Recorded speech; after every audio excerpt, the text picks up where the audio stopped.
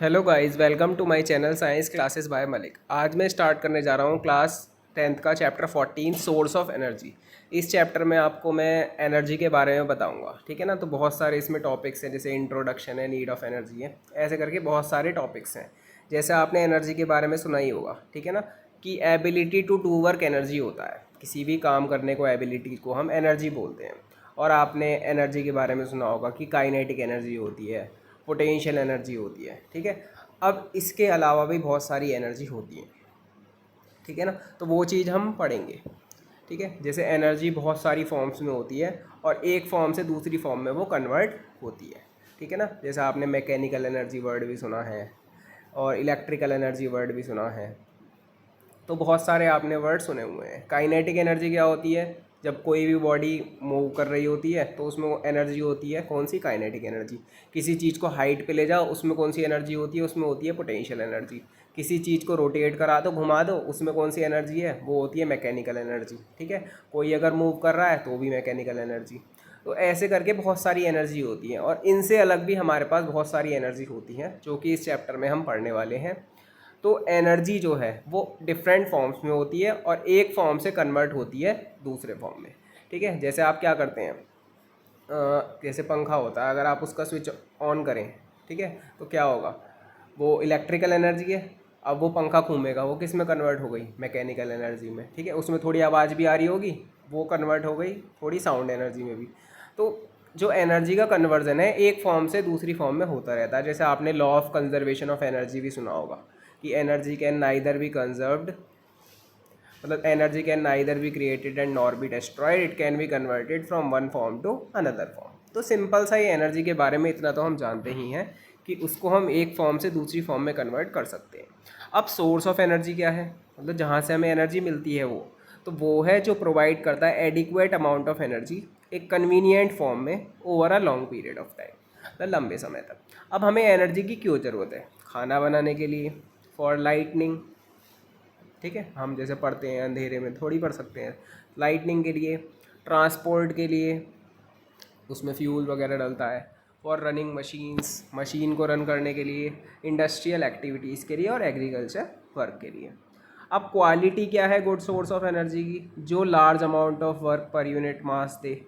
Second, जो cheap और easily available हो, मतलब सस्ती भी हो और आसानी से भी हमें मिल जाए, आसानी से स्टोर कर सकें और उसे ट्रांसपोर्ट कर सकें एक जगह से दूसरी जगह, सेफ़ टू हैंडल हो और यूज़, और कोई इन्वायरमेंट पॉल्यूशन ना करे। तो इसे हम गुड सोर्स ऑफ एनर्जी की क्वालिटी बोलते हैं।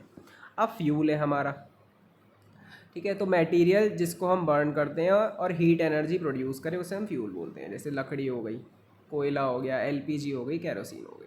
गुड फ्यूल की करेक्टरिस्टिक है, ये आपका एनसीईआरटी क्वेश्चन भी और इम्पोर्टेंट भी हो जाता है थोड़ा सा। तो गुड फ्यूल की करेक्टरिस्टिक क्या है? हाई कैलोरीफिक वैल्यू है, मतलब जो ज़्यादा हीट पर यूनिट मास दे। Second, burn without giving out any smoke, मतलब कोई धुआं ना दे बर्न करने पर, या फिर हार्मफुल गैस ना दे। प्रॉपर इग्निशन टेम्परेचर हो, ठीक है। इग्निशन टेम्परेचर हो गया जिस टेम्परेचर पे कोई चीज़ बर्न होती है। अगर बहुत कम टेम्परेचर होगा इग्निशन टेम्परेचर तो क्या होगी? वो रूम टेम्परेचर पे बर्न हो जाएगी और ऐसी चीज़ें तो हमारे लिए हार्मफुल है।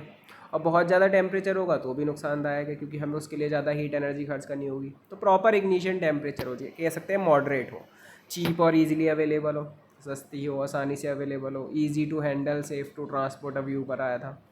स्टोर करने में कन्वीनियंट हो, आसान हो और स्मूथली बर्न वो कर जाए।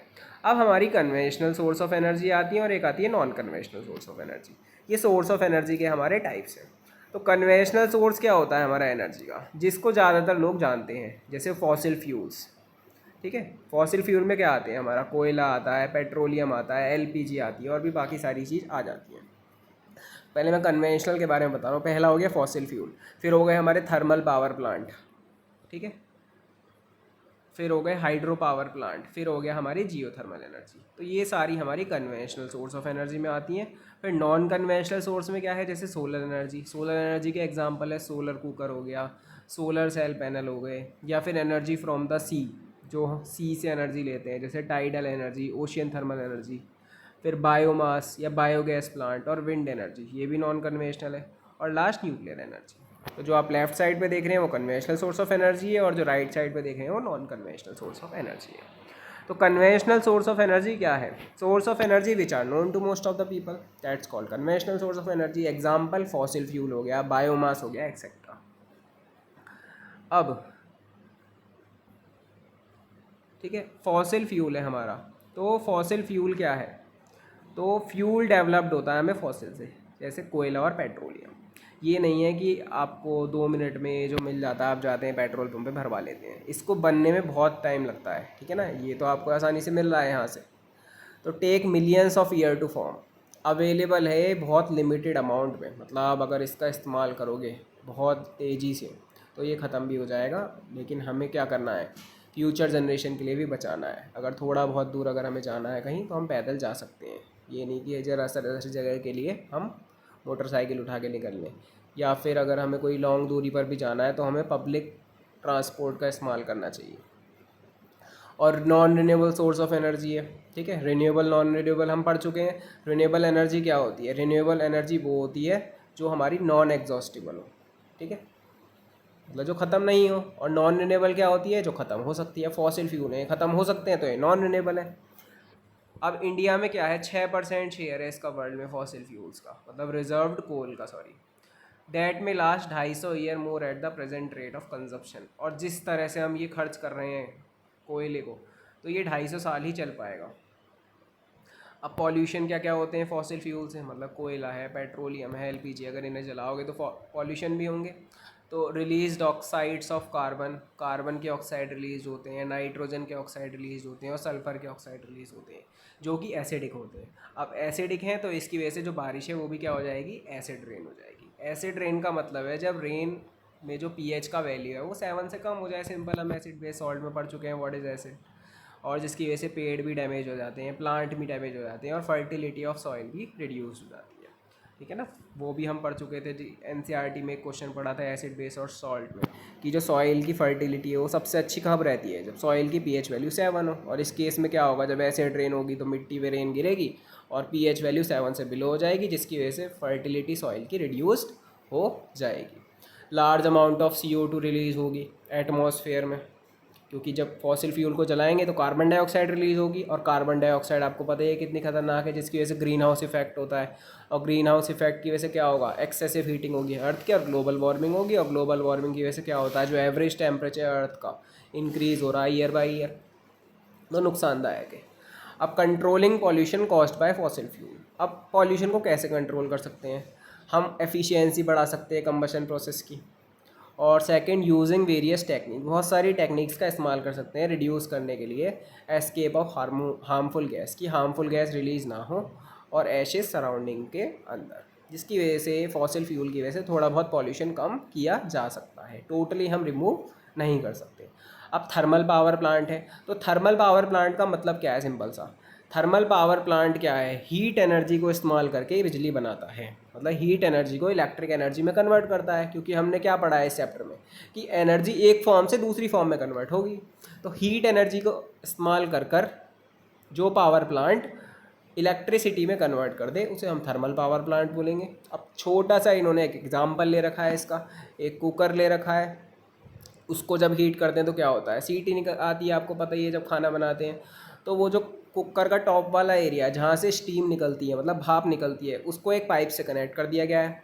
उसके बाद हमने एक टेनिस बॉल लगा रखी है, ले रखी है, जिसमें हमने मेटल शीट को कनेक्ट कर दिया है, ठीक है ना। मतलब ये डायनेमो से कनेक्ट कर रखा है उसको। डायनेमो का मतलब क्या है, वो जनरेटर को हम डायनेमो बोलते हैं। और जनरेटर का काम क्या है, वो मैकेनिकल एनर्जी किस में कन्वर्ट होती है, इलेक्ट्रिकल एनर्जी में। तो जनरेटर में जब हम क्या करते हैं, वो घुमाते हैं, ठीक है ना, उसका जो हत्था होता है तो किस में कन्वर्ट हो जाता है, वो इलेक्ट्रिक एनर्जी में, ठीक है ना। उसमें पूरी प्रोसेस थोड़ी अलग होती है कि जब घुमा रहे हैं मैग्नेटिक फील्ड की प्रेजेंस में, वो आपका चैप्टर अलग है, ठीक है ना। तो इसमें बस हम सिंपल सा हम क्या कर रहे हैं, ये कुकर लिया, इसकी जो स्टीम निकली, इसकी वजह से हम ये जो हमारी टेनिस बॉल है इसमें मेटल शीट लगी हुई है, इसको हम घुमा देंगे और जिसकी वजह से वो क्या हो जाएगी, हमें इलेक्ट्रिसिटी मिल जाएगी। तो बस आपको इतना समझना है, उस फिज़िक्स पर नहीं जाना जो हमने किस में पढ़ी थी, जनरेटर में पढ़ी थी। और वैसे भी जहाँ तक मुझे याद आ रहा है आपका इलेक्ट्रिक जनरेटर जो है टॉपिक चैप्टर से हट चुका है। Burning of fossil fuel produce steam. जब फॉसिल फ्यूल को जलाएंगे तो स्टीम प्रोड्यूस होगी, जिसकी वजह से टरबाइंस घूमती हैं। जैसे कि मैंने ये बताया, जो टेनिस बॉल है इसकी जो मेटल शीट लगी हुई है एक तरह से क्या है, पंखा सा दिख रहा है, मोटर सी, तो ये घूम जाएगी उससे। और तो ये पावर प्लांट सेटअप होते हैं near the coal and oil field, ताकि कॉस्ट ऑफ ट्रांसपोर्टेशन और प्रोडक्शन को कम किया जा सके, और जो इलेक्ट्रिसिटी का ट्रांसमिशन है वो बहुत ज़्यादा एफिशिएंट होता है। ठीक है ना। तो आपको ये छोटा सा डायग्राम दिखाया गया थर्मल पावर प्लांट का। ठीक है ना। इतने से कुकर से क्या होता है, बहुत बड़े बड़े प्लांट्स होते हैं यहाँ पे, अगर आप काम करने भी चाहोगे, अगर आपकी जॉब लगती है यहाँ थर्मल पावर प्लांट में, ठीक है ना, तो आप यही करोगे, जो हीट एनर्जी निकलती है उसकी भाप के इस्तेमाल से आप क्या बनाओगे, आप इलेक्ट्रिसिटी जनरेट करोगे। अब हाइड्रो पावर प्लांट है, हाइड्रो पावर प्लांट में क्या होता है, जो पानी है उसकी मदद से बिजली बनती है, और पानी भी कैसा, जो पानी की पोटेंशियल एनर्जी होती है वो कन्वर्ट होती है इलेक्ट्रिसिटी में। क्योंकि हमें हमेशा पता है कोई भी चीज़ जो है हाई से लो की तरफ फ्लो करती है। ठीक है ना। अगर सपोज़ करें बहाव है, ठीक है, तो जैसे अगर बाढ़ भी आती है तो क्या होती है, वो ऊंचाई से नीचाई वाले एरिया की तरफ जाती है। इसी तरह से जो पानी है उसको क्या होता है, हाइट पे स्टोर करा जाता है। तो इस केस में जो पोटेंशियल एनर्जी है फॉलिंग वाटर की, उसको इलेक्ट्रिसिटी में कन्वर्ट कर दिया जाता है। मतलब एक ऊंचाई पे पानी एक जगह से स्टोर कर लिया जाएगा, ठीक है, डैम वगैरह बना के, और एकदम उसे छोड़ा जाता है, जिसकी वजह से क्या होगा, टरबाइंस को रोटेट करा जाता है और वो इलेक्ट्रिसिटी में कन्वर्ट हो जाती है। जैसे थर्मल पावर प्लांट में टरबाइन रोटेट करी थी, जिसमें हमने एक टेनिस बॉल ली थी, ठीक है ना। तो हर किसी में क्या होता है, इस तरह की टरबाइन लगाई जाती हैं जिनको घुमाया जाता है, और घूमने के बाद वो किस में कन्वर्ट हो जाते हैं, इलेक्ट्रिसिटी में। तो हर किसी में सेम है प्रोसेस। ठीक है ना। हाइड्रो पावर प्लांट डैम से एसोसिएट होता है, हम डैम बना देते हैं, और जो 25% है हमारी कंट्री की एनर्जी रिक्वायरमेंट, वो हाइड्रो पावर प्लांट से ही पूरी होती है। मतलब जो हम बिजली को जनरेट करते हैं ज़्यादातर हम हाइड्रो पावर प्लांट से ही हम ले रहे हैं। 25% बहुत ज़्यादा होता है। एडवांटेज क्या है हाइड्रो पावर प्लांट्स का, कोई इन्वायरमेंट पॉल्यूशन नहीं होता। फ्लोइंग वाटर एक renewable source of electric energy है, क्योंकि पानी तो बहुत ज़्यादा मौजूद है हमारी अर्थ पर, हमारे 70% हमारी अर्थ पानी से कवर है। और डैम को कंस्ट्रक्ट करना की वजह से क्या होगा, अगर हम डैम बना देते हैं रिवर्स में, जिसकी वजह से जो बाढ़ वगैरह है वो बच सकते हैं उनसे, और सिंचाई के लिए भी पानी मिल जाता है लोगों को। अब डिसएडवांटेज क्या है, क्योंकि हर चीज़ के अगर फ़ायदे हैं तो नुकसान भी होते हैं। ठीक है। अब डिसएडवांटेज क्या है कि बहुत बड़ा एक खेती का लैंड चाहिए इसके लिए। ठीक है ना। आसान थोड़ी होता है कि अगर आप रिवर बना रहे हैं उस पर डैम बना रहे हैं। और एक vast variety of flora and fauna, flora क्या होता है, स्मॉल प्लांट्स, फोना है एनिमल्स वगैरह होते हैं। ह्यूमन सेटलमेंट भी पानी में डूब जाता है जो डैम की वजह से बनते हैं। बहुत बड़ा इकोसिस्टम डिस्ट्रॉय होता है। वेजिटेशन जो सबमर्ज्ड होता है पानी के अंदर एनारोबिक कंडीशंस में, मतलब जब उन्हें एयर की कमी होगी, मतलब जब उनको पानी कम मिलेगा, ठीक है ना, ऐसे जगह ऐसी चीज़ को, जिसकी वजह से क्या होगी, बहुत सारी मीथेन गैस रिलीज़ होती है जो एक ग्रीन हाउस गैस है, और जिसकी वजह से क्या होगा, हमारा ग्लोबल वार्मिंग हो सकती है और प्रॉब्लम होती हैं। ठीक है ना। क्योंकि पीपल जिनकी ज़मीन ली जाती है, जिस पे ये सब बनाया जा रहा होता है, उनको भी एक जगह से दूसरी जगह जाना पड़ता है अपने काम के लिए। अब जैसे इन्होंने दिखा रखा है रिजर्वर, ठीक है ना, और ये स्ल्यूज गेट्स दिखा रखा है डायग्राम में। यहाँ पे ऊंचाई पे पानी स्टोर किया गया है, फिर ये पानी क्या होता है, ऊंचाई से फिर एकदम नीचाई की तरफ छोड़ते हैं, और ये जनरेटर लगा रखा है पावर हाउस। इसमें क्या होता है, ये टर्बाइंस लगी होती हैं, इन्हें घुमाते हैं, और जिसकी वजह से क्या होता है, हमें इलेक्ट्रिसिटी मिल जाती है, सिंपल सा। अब बायोमास है हमारा, तो जो डेड पार्ट है हमारे प्लांट और ट्री के, और वेस्ट मटेरियल एनिमल का और मैन का, उसे हम बायोमास बोलते हैं। मतलब कोई प्लांट और ट्री है वो मृत हो गया तो उसका डेड पार्ट, और एनिमल्स और मैन का जो वेस्ट मटेरियल होता है उसे हम बायोमास बोलते हैं। अब लकड़ी है हमारी, वो एक बायोमास है, और ये फ्यूल की तरह इस्तेमाल किया जा रहा है लॉन्ग समय से। अब इसके नुकसान क्या हैं, लकड़ी को इस्तेमाल करना फ्यूल की तरह, क्योंकि आपको पता है कितना धुआं क्रिएट होता है, बहुत ज़्यादा स्मोक प्रोड्यूस होती है बर्न करने पर, ज़्यादा हीट प्रोड्यूस भी नहीं करता। और इम्प्रूवमेंट इन टेक्नोलॉजी के साथ हम इम्प्रूव कर रहे हैं efficiency traditional source of energy की। जैसे एग्जांपल जो लकड़ी है उसको हम उससे अच्छा फ्यूल बना सकते हैं, क्योंकि लकड़ी एक फ्यूल की तरह ही तो काम कर रही है। हम चारकोल बना लेते हैं, तो चारकोल क्या होता है, एक बेटर फ्यूल होता है लकड़ी से।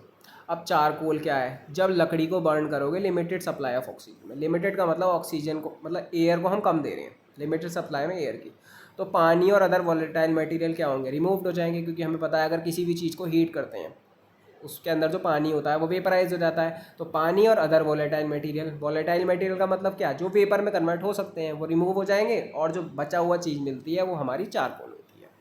और लकड़ी जो है लिमिटेड सप्लाई में ऑक्सीजन गैस के कन्वर्ट होती है चारकोल में, जैसे मैंने आपको बताया। मतलब ऑक्सीजन गैस बहुत कम देते हैं उसको। अब चारकोल, ये क्वेश्चन आ जाता है कि बेटर फ्यूल कैसे है लकड़ी से, क्योंकि इसकी हाई कैलोरीफिक वैल्यू है लकड़ी से, ये स्मोक प्रोड्यूस नहीं करता जब ये जलता है, और एक कॉम्पैक्ट फ्यूल है जिसको ईजी टू हैंडल है और आसानी से हम इसका इस्तेमाल कर सकते हैं। अब हमारा काव डंग क्या होता है, ठीक है ना, वही जो गाँव का गोबर होता है, तो एक बायोमास है, लेकिन ये अच्छा नहीं है बर्न करना काव डंग को डायरेक्टली फ्यूल की तरह। क्यों? देखा होगा आपने, बहुत ज़्यादा इसमें धुआं होता है, प्रोड्यूस लॉट ऑफ स्मोक, और काव डंग पूरी तरह बर्न भी नहीं होता और बहुत सारी राख देता है, लो कैलोरीफिक वैल्यू है, और बाय मेकिंग बायोगैस और गोबर गैस फ्रॉम काव डंग। ठीक है, अगर हम क्या करें, बायोगैस और गोबर गैस बनाएं काव डंग से, तो उस काव के गोबर से, तो हम एक स्मोकलेस फ्यूल बना सकते हैं। ठीक है ना, तो ये बेटर है हम डायरेक्ट ना बर्न करके उसके काव डंग को हम उससे क्या बना लें, गोबर गैस बना लें। ठीक है, गोबर गैस क्या होती है, वो मीथेन गैस होती है, तो वो एक स्मोकलेस फ्यूल है क्योंकि गैस है वो, और मतलब ज़्यादातर वो क्या होती है, वो धुआं नहीं देती। बायोगैस क्या है, ये प्रोड्यूस्ड होता है बायोगैस प्लांट में। अब हम बायोगैस कैसे बना सकते हैं, तो एक बायोगैस प्लांट होता है जिसमें हम क्या बना सकते हैं, बायोगैस बना सकते हैं। अब एनारोबिक माइक्रो ऑर्गेनिज्म डिकम्पोज करते हैं कॉम्प्लेक्स स्लरी को, काव डंग और वाटर स्लरी। अब देखिए इसमें, जैसे डायग्राम में मैं आपको समझाता हूँ, ये आपने क्या है, आपका एक गैस टैंक है ये। ठीक है, इसके अंदर हम क्या करते हैं, काव डंग को भर देते हैं। ठीक है, और उसके साथ क्या होगा, जो पानी वगैरह होगा, वाटर स्लरी, वो भी हमारी यहाँ आ जाएगी।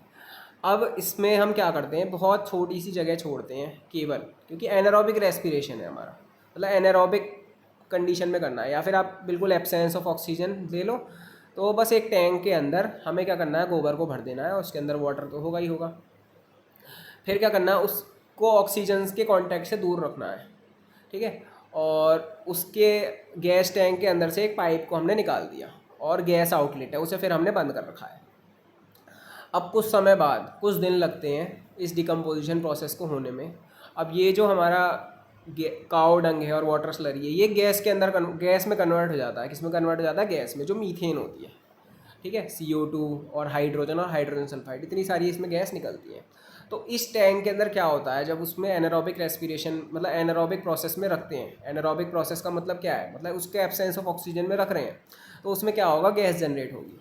अब बायोगैस को स्टोर करेंगे गैस टैंक में अबव द डाइजेस्टर, जिसमें से वो पाइप के थ्रू निकाल लेती है। मतलब जब वो बन जाएगी तो हम उस गैस आउटलेट जो है उसको खोलेंगे, वहाँ से हम उसी पाइप को कनेक्ट करके वहाँ से गैस निकाल सकते हैं। और जो वेस्ट प्रोडक्ट लास्ट में बचता है, ठीक है ना, क्योंकि जब काव डंग होगी और वाटर स्लरी होगी, जो बिल्कुल एकदम क्या होगी, जितनी गैस उसमें से बन सकती थी वो बन जाएगी, वो सारी हो गई। अब उसके बाद क्या होगा, जो बचा हुआ माल होगा, ठीक है, वो एक तरह से क्या होगा, वो मैन्योर की तरह काम आएगा, मतलब उसकी खाद बन जाएगी। जैसे अक्षय कुमार का भी एक ऐड आता है, ठीक है ना, कि हम गोबर वगैरह से क्या कर सकते हैं, मतलब उसको अगर एक टैंक में स्टोर करें तो वो किस में कन्वर्ट हो जाता है, कुछ सालों बाद खाद में कन्वर्ट हो जाता है। तो उसी तरह से यहाँ पे गैस जो मिल रही है उसका भी इस्तेमाल, और प्लस सेकेंड वाला काम हमारा, जो हमारा ये काव डंग है, इससे हम क्या कर सकते हैं, मैन्योर को की तरह भी उसको इस्तेमाल कर सकते हैं बाद में, उसमें से निकाल कर फिर आप डालते रह सकते हैं अगली बार भी, नहीं बार बार।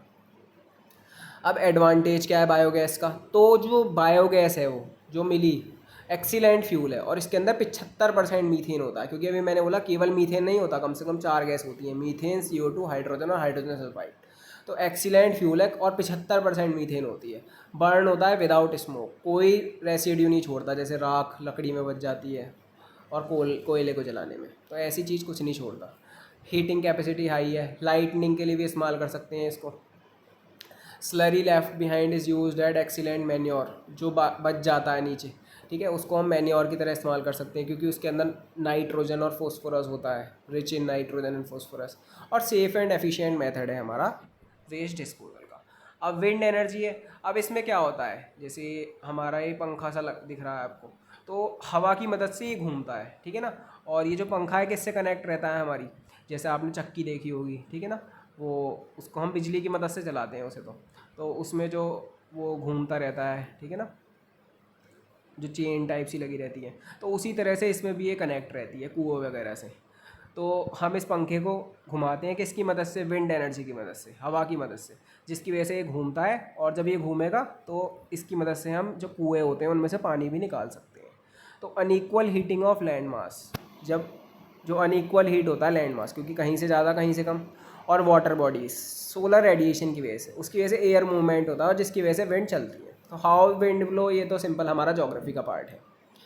अब जो काइनेटिक एनर्जी का इस्तेमाल हम करते हैं, जो जनरेट होती है विंड एनर्जी के द्वारा, क्योंकि जब हवा मूव करेगी तो उसमें कौन सी एनर्जी है, काइनेटिक एनर्जी।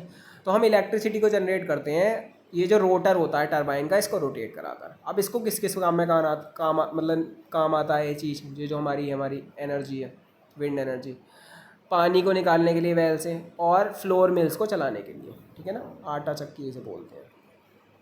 जो आउटपुट होता है सिंगल विंड मिल का बहुत छोटा है, इसलिए बहुत सारी विंड मिल्स होती हैं जो एक बहुत बड़े एरिया में लगी रहती हैं। और मिनिमम विंड स्पीड जो चाहिए इन विंड मिल को चलाने के लिए, तो उसमें 15 से 20 किलोमीटर पर आवर की हवा चलनी चाहिए उस इलाके में। अब एडवांटेज क्या है विंड एनर्जी, इको फ्रेंडली है क्योंकि हमें इन्वायरमेंट से मिलती है, एफिशिएंट सोर्स है रिन्यूएबल एनर्जी का, कभी ख़त्म नहीं होगी हवा, और no recurring expenses for production of electricity, और कोई ज़्यादा खर्चा भी नहीं आता। अब डिसएडवांटेज क्या है विंड एनर्जी का, wind energy farms need large area of land, इसके लिए बहुत बड़े लैंड की एरिया ऑफ लैंड की ज़रूरत है।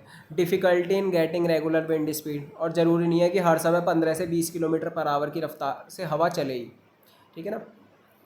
Initial cost establishing wind energy farm is very high, मतलब स्टार्टिंग में अगर विंड एनर्जी फार्म को अगर आपको बनाना है तो उसकी इसलिए जो कॉस्ट है वो बहुत ज़्यादा लगती है। अगर सिंगल एक आध बनाओगे तो उसमें तो क्या है, थोड़े से अपने घर के आसपास ही बना लो, लेकिन अगर, क्योंकि अभी मैंने बताया एक तो काफ़ी है नहीं, तो बहुत बड़े लैंड की ज़रूरत पड़ती है, जो महंगा भी होते हैं आजकल land. High level of maintenance, इनके जो ब्लेड्स होते हैं विंड मिल के, ठीक है ना, उसके के लिए मेंटेनेंस भी ज़्यादा चाहिए। डेनमार्क को हम कंट्री ऑफ विंड्स बोलते हैं क्योंकि वहाँ हमेशा ही हवा चलती रहती हैं। इंडिया की रैंक 5 है, ठीक है ना, विंड एनर्जी से इलेक्ट्रिसिटी जनरेट करने की। और भारत के अंदर largest wind energy farm established है कन्याकुमारी में, तमिलनाडु में, और जो जनरेट करते हैं 380 मेगावाट ऑफ इलेक्ट्रिसिटी को। बाकी का जो थोड़ा सा पार्ट है वो हम नेक्स्ट वीडियो में देखेंगे। इस वीडियो को हम यहीं ख़त्म करते हैं, ठीक है। Thank you guys.